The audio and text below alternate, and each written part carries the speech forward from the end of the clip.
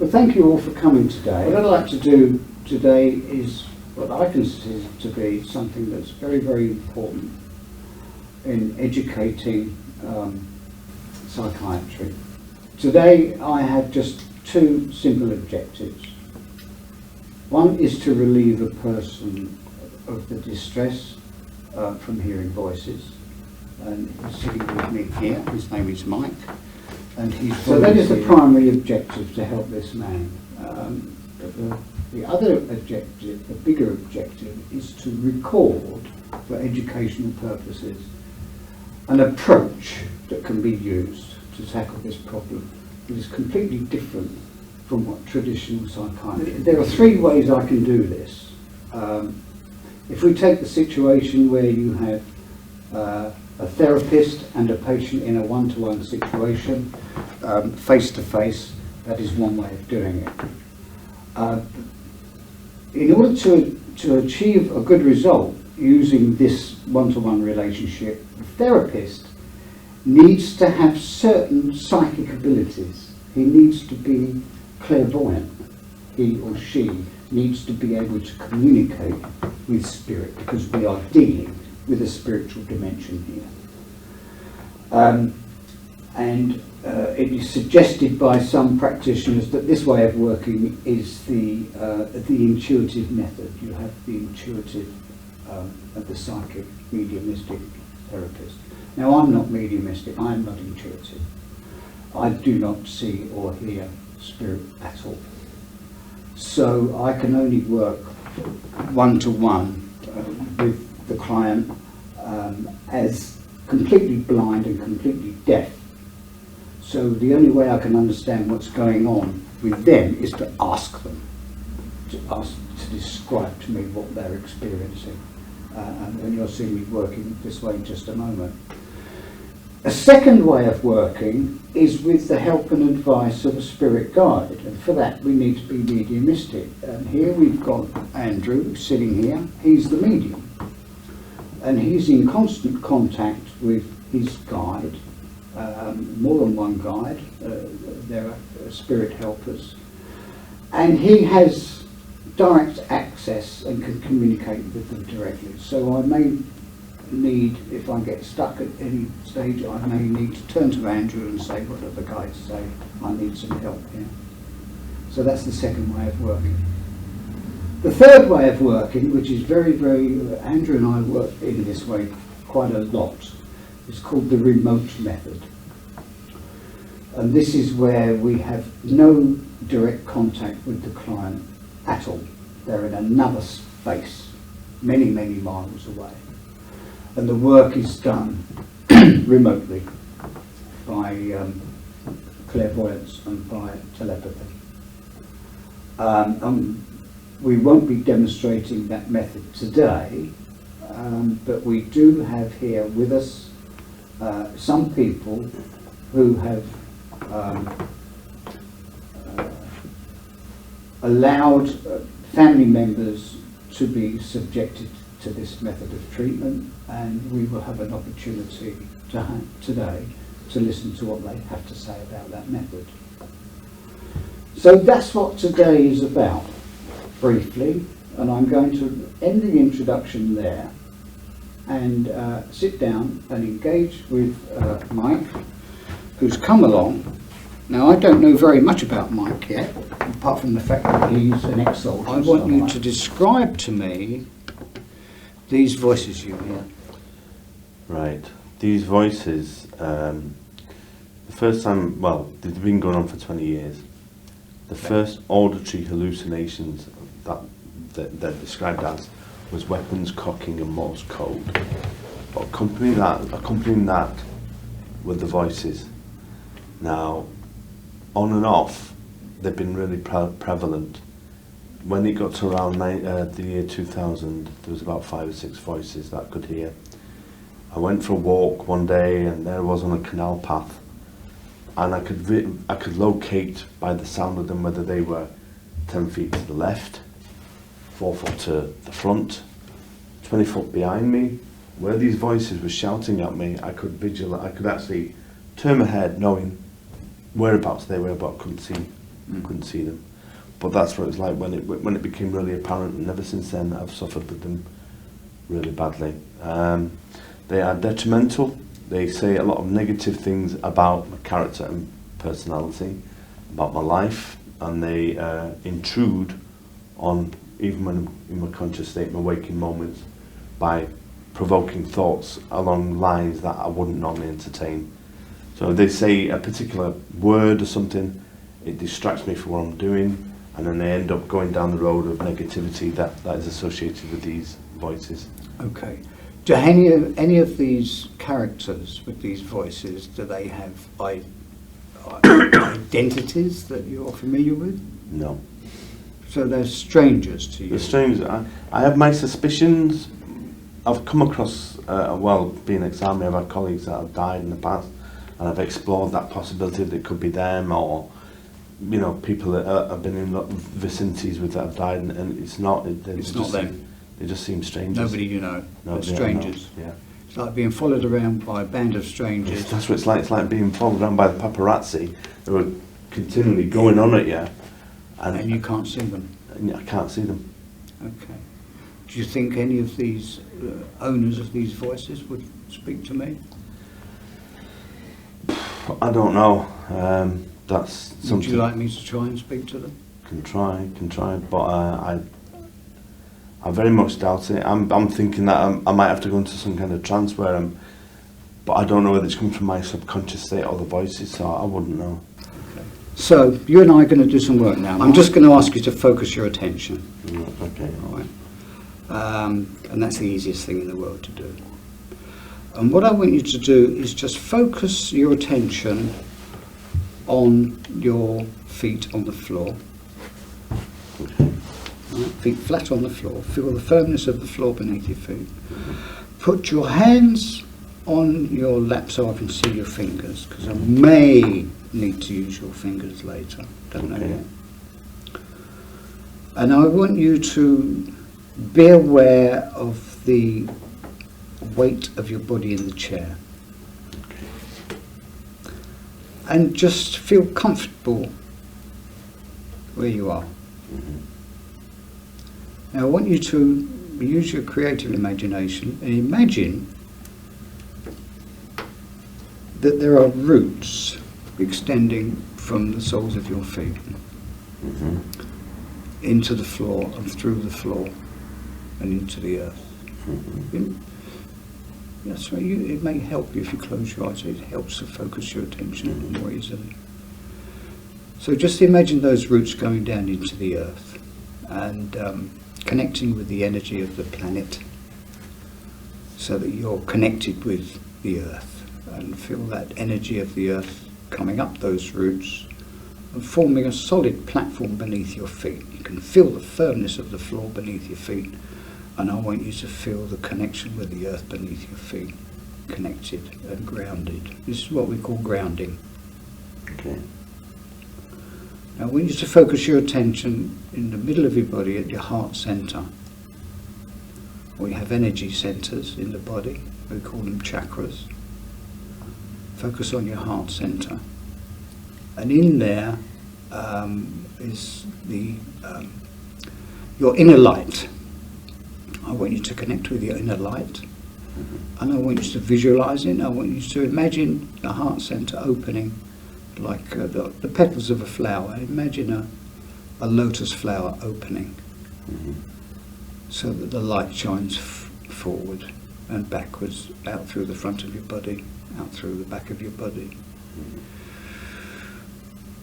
And now move down to your solar plexus, and there's another chakra there. There's another energy center, and just imagine, if you like, that energy center opening and the light moving from the heart down into the solar plexus, and then down further into the sacral region, into the lower parts of your body.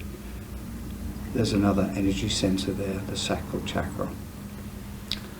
And allow that energy from the heart center to pass all the way through, all the way down through the bottom, and connecting with the earth through your feet. Moving up now through the body, back to the heart chakra, moving up to the throat, opening the throat chakra, and up to the forehead, opening the lotus petals in the third eye, and then the crown chakra opening. There's an opening in the top of your head. And I just want you to imagine, if you can, and visualize a beam of light coming from above you, passing down through the top of your head and down through all those energy centers, right the way through your body, down through into the earth beneath your feet, so that you are connected between the light above and the earth below. Now I just want you to focus your attention on that heart center and your breathing. Just be aware of every breath you take. Don't want you to do anything with it. I just want you to acknowledge your breathing. Acknowledge each breath you take in and each breath you take out. No need to control it, but just be aware of how gentle it is as you sit there. It doesn't have to do very much because you're not doing very much physically.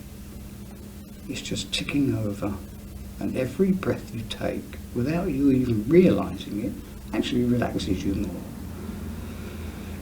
As your body sinks deeper into the chair and you feel more and more comfortable, every breath you take relaxes you more.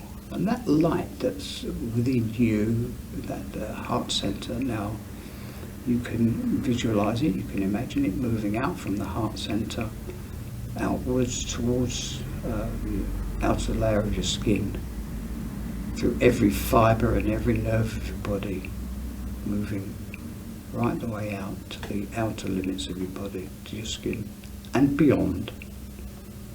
And that light now shining all around you, like this is your aura, a glowing aura all around you. And I want you to acknowledge where you are, sitting in this room, on a chair.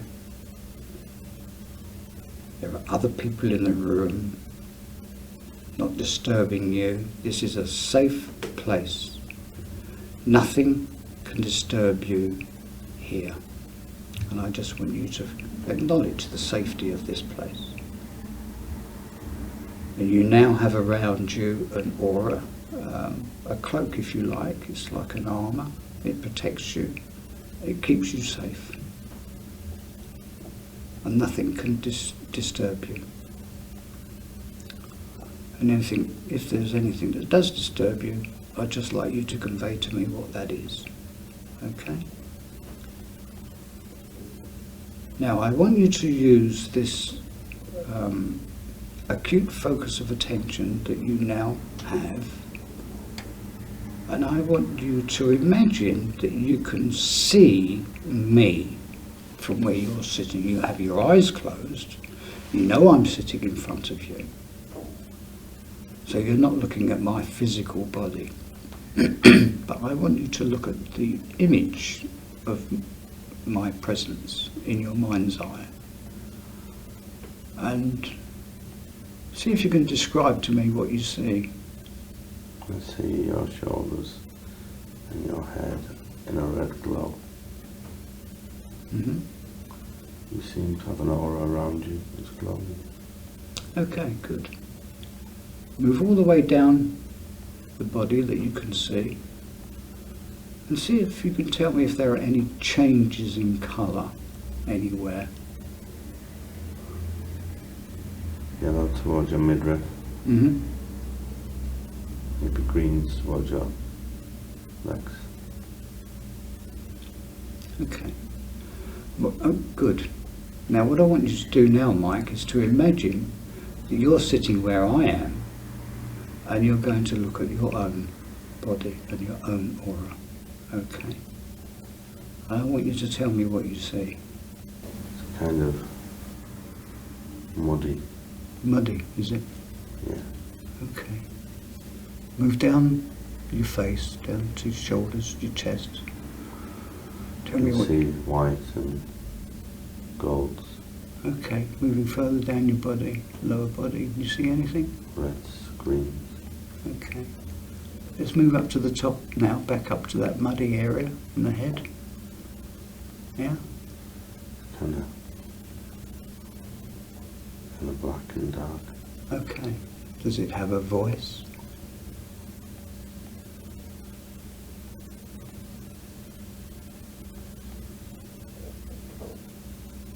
What do you think? Yes or no? I think it does, but it's not saying anything. Okay. Well, let me ask this energy if it would like to communicate with me. Yes or no? What are you getting? Kind of fear. A kind of fear Yeah. coming from this dark energy. Yeah. Okay, well let me try to allay the fears of the dark energy, because I don't want to cause it any harm. I want it to be free. So if this dark energy is trapped in some way, would it like to be freed from its fear? Yes. It would. Okay. Would you like to talk to me to help me free you from your fear? Yes. Okay. Do you have a name? It's having a battle. It's having a battle. Yeah. Who's it having a battle with? With me. Okay. Why is it having a battle with you? Does it know? It does know. Would it like to tell me?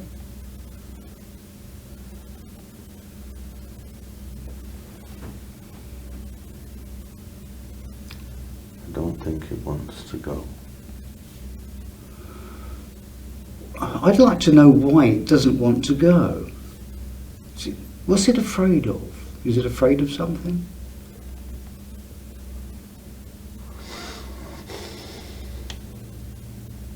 Okay, now I want you, Mike, to be the mediator in this, okay? I don't want you to be affected by this in any way, okay? You are the medium that allows me to communicate with this energy form, okay? And I want you to help me release it. Do you understand? Yes. Okay, good. So I need to understand what energy form this is and how I can help it. If it's having trouble, if it's having a battle with you, and it's got something to be afraid of, it wants to be released, then I'm here to help. Does it understand that? Yes. Okay. What I'm going to ask this energy form to do is to look within itself and look for its own spark of light. Can it do that?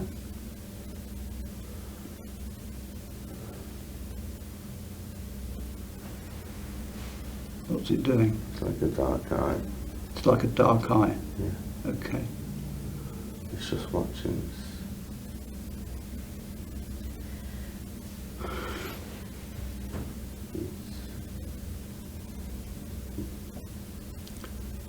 It does want to go. It wants to go. Okay, so I want this energy form to look within itself and to see its own light. Can it see its own light? Is it looking?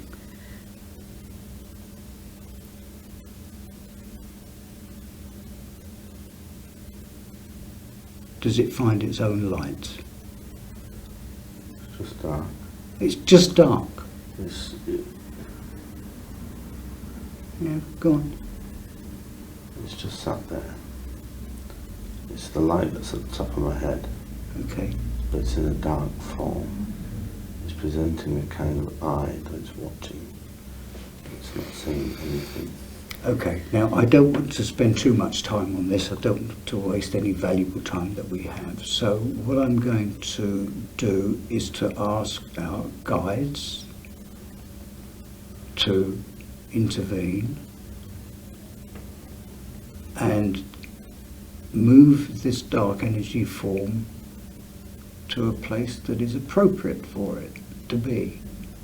It may need to be educated, it may need to be confined, it may need to return from whence it came, but without information from it, we don't know what form it is. I will leave that to the guides, because they will know what to do with it.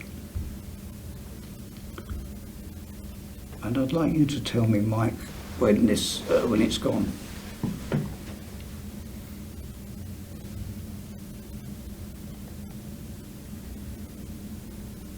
Tell me what you see. I feel tired.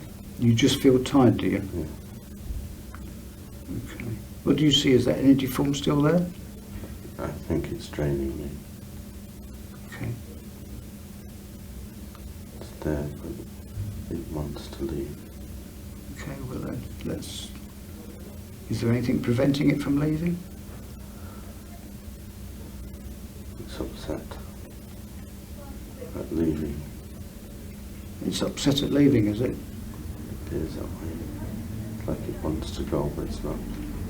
It's kind of lingering. I can see beyond, in the gaps between it, there is light there as it tries to move away, but it's shrouded in a kind of dark light that is. Okay. Now, I wonder if this is spirit of human form, human origin. Because if it's non-human origin, it doesn't belong with you at all. So I'm asking the guides just to gently ease it away from you. I'm asking the guides to disconnect this entity from you, to remove the connections, so that light can come in and repair the damage that it's left behind. And I want you to feel that light coming in. It's going. It's going. Good. And I don't want you to be drained of energy. I want the energy to come back into you. I want you to feel well.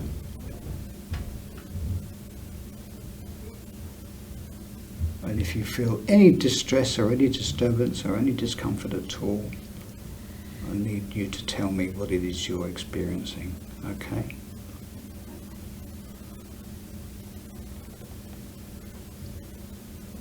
And let me know when that dark energy's gone. I'm kind of willing it to rise. Can you speak a little bit louder for me? I'm willing it to rise. It's going. Okay. Seems reluctant.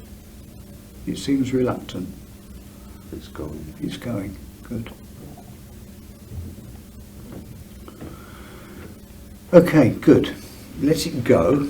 And I want you to now just remind yourself that you're sitting in the chair in this room with your feet on the floor. Okay, and I want you to bring all parts of your consciousness back to your heart center, back to this room, back into your body. And on the count of 3, you'll open your eyes and return to normal waking consciousness. 1, 2, 3. Eyes open, wide awake and feeling perfectly fine. How long did that take? About 20 minutes. How many? About 20. 20 minutes. Mm. Okay. Yeah, 20 minutes. Goes fast, doesn't it? So what have we learned today? We've learned how to go into an altered state of consciousness. I was aware though. Of course you were aware. Of course you're aware. Mm. Or did you think you were going to go unconscious and not remember anything? This is the misperception Okay. about the altered state of consciousness. You don't lose consciousness at all. In fact, your consciousness is finely tuned and more acute. Yeah, you do. You reach relaxed state, don't you? Yeah. So you're in a physically relaxed state. You're in an emotionally relaxed state. And your mind is able to focus accurately on one thing and not be distracted. Yeah. Right? And that's what it's about. It's all about the focus of attention. Okay. So what you've learned today is how to go into an altered state of consciousness. You can call it hypnosis if you like, but you don't have to, because the very word hypnosis gives people false impressions of what it's about. Okay. So you've been in an altered state of consciousness where the focus of your attention is removed and dissociated from what's happening in this room. You've gone inside. Okay. All right?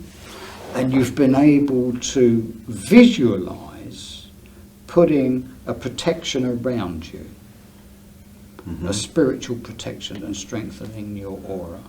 That was the easy bit. It's easy, yeah. Doing that bit is negotiating what was going on up here. Yeah, that's the hard part. Yeah, Hard part. yeah, because it's strange. It's new to you. It's a new experience, right? Okay. So what you've learned to do is how to put a spiritual protection around you, ground yourself to the planet, right, and protect yourself with your aura. And then you've been able to scan your own energy field and pick up something that doesn't belong. Yeah, it definitely doesn't belong. And that is very definite, isn't it, when you discover that? You go, well, right? So you've learned how to do that for yourself, right? Yeah. And what we're doing here is to demonstrate for therapists and psychiatrists and practitioners how it's done. Okay. It's simple, isn't it? Yes. It's simple getting into that state. Yeah. The difficulty is in, the gubbins, negotiating with the gubbins that you feel is... Yeah. That's the difficult part. Yeah. Okay. So now we can do that. We can negotiate with them and enter into dialogue with them. Or we can just say to the guides, deal with this.